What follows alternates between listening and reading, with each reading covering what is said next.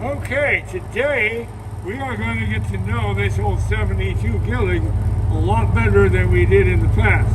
Here's the original sticker, VIN number 426D-13, model number 426D-13. 426 obviously is a 671 Detroit non-turbo in this bus. Makes plenty of noise. The VIN is a shorty on here too if I can find it. Serial number, yeah, E0562. That's a big serial number. Try and convince the DMV that's right. As you can see, it's got a little broken glass left. One in the door, certainly one in the windshield here, and one more. Notice the seats are already out, so we can't put it back in because we didn't get it. The window back here is damaged. The remainder of most of the remaining up and down windows were also damaged, but when we got in the bus, it came with plenty of workable windows, so they're all installed now. Big job, but they're all installed now, so we have all the windows we need. The interior of the bus, well, this bus has not been detailed and cleaned up. Normally before we do a video, we get them all detailed, cleaned, and finished. We haven't done it on this bus because we're still working on it. And we haven't placed a new video for a while, so I'm going to post this girl today just how she looks, and then later on you'll see how she gets afterwards. Look at the ceiling. Look at the condition of the floor. It's dirty, but the vinyl's all pretty good. A little crack, a little crack right there, but that's not much. Pretty much perfect. The stainless steel is beautiful.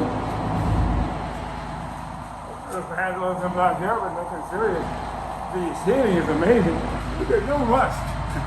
A Gillig with no rust. Wasco number 1 used to be number 11.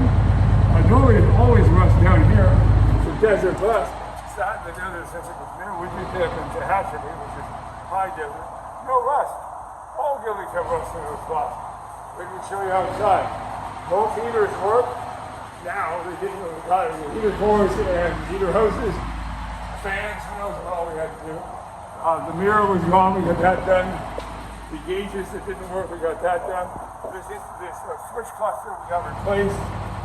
The air brake works properly, spring brakes. This has a 5-speed synchro transmission. Synchro is second, third, fourth, and fifth. So you don't need to double clutch if you don't want to. Talk about rare. Show me another one like that. I can tell you where there's 2 more that I know of, but that's all. The air pressure is good, it holds it well overnight. The temperature never goes up over 170. The oil pressure is good for Detroit. Plenty of charge. The tachometer is mechanical but steady. The mileage on it is reportedly correct. Now I can't verify that. This bus is almost 50 years old. They're saying 142,000 is the correct mileage on the bus. It was always a spare. It was not popular at Wasco, I'm told. What else do I want to tell you here? The speedometer works as accurate. The tachometer works and it's accurate. Now you want to see something unusual. Most buses of this era had this kind of steering wheel with the flasher built into it there and the 4-way built in on this side. Not all, but many of them did.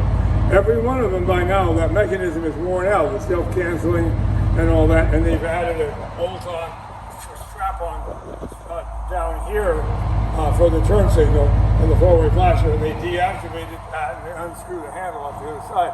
This bus not only has it, but it works.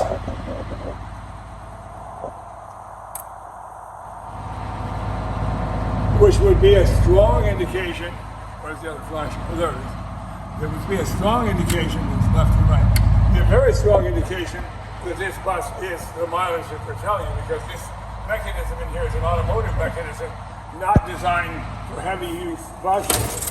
So the fact that it's an original steering column with the original flasher and the original horn button, which still works properly too, the old Wasco steering wheel horn, it's pretty remarkable. This being an old Gillig is a 1-finger steer, even dead stop. The old Gilligs, you can steer with 1 finger. Very, very low steering effort. And the steering tightness on this thing, it has That's your free play right there. Maybe a quarter of an inch, maybe a half inch, no more than that. Way under the allowable slop. And again, everything's so tight on this bus. I tend to believe that 142,000 miles, and I was assured by the person who told it to me, who was assured by the people at Wasco, that that mileage is actually accurate.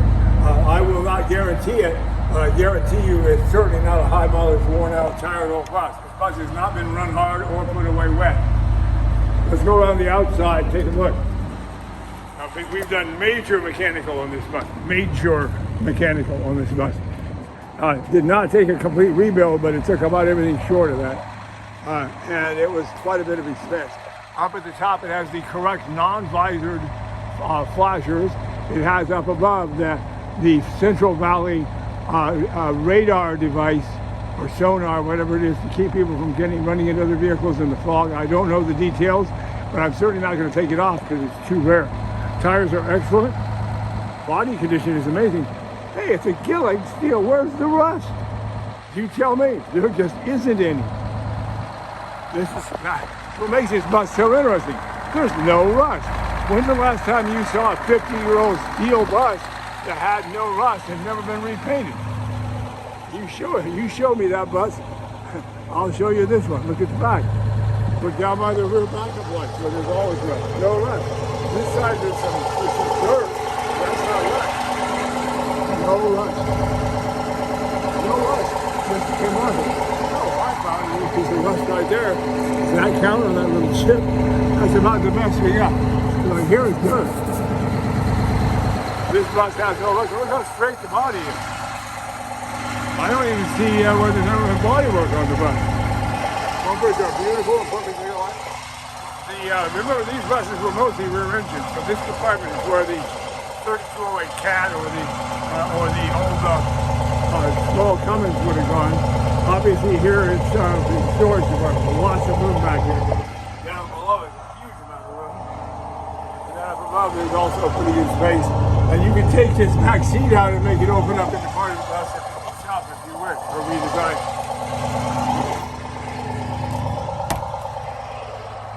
One of the rare underfloor 671 Detroit powered whole body style Gilligs I know of. Robert Tassi with his beautiful conversion, the white one, has an underfloor.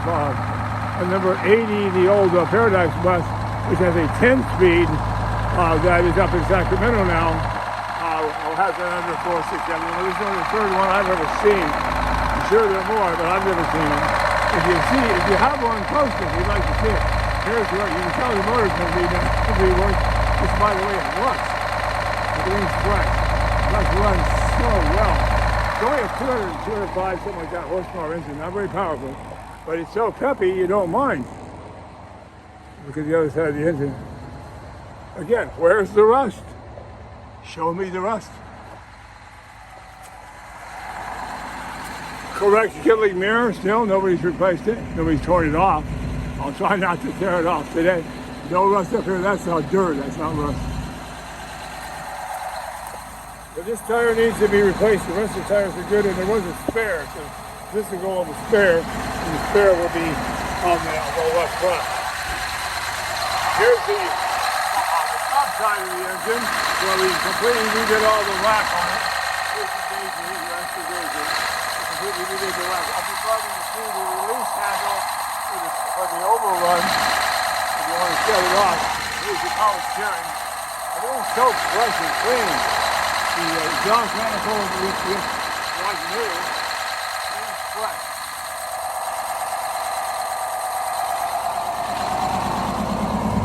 Even the rear tires are excellent tread and non-regen. Everything's fresh. So this is the Gillig on the outside. And the inside, the exhaust note is not straight pipe, that's just standard. See the last registration, 2007. She's been sitting ever since. Not the best thing for a bus, to leave it sitting for 15 years or whatever it is. But that's where she's been. So let's take her out for a ride. We'll make this video number 1. Again, we did not detail or wax this bus yet. This bus is nowhere near ready to present as a show. but we're short of the video. We haven't done anything for a while. So this old girl needs to go out for a ride. So we'll just take her out dirty and chalky and not shiny and enjoy her just the way she is. After all, she is almost 50 years old, so she's earned the right to have a little bit of patina. Although that's going to go away before she's done. Thanks for watching. We'll get to some more videos here in a little while.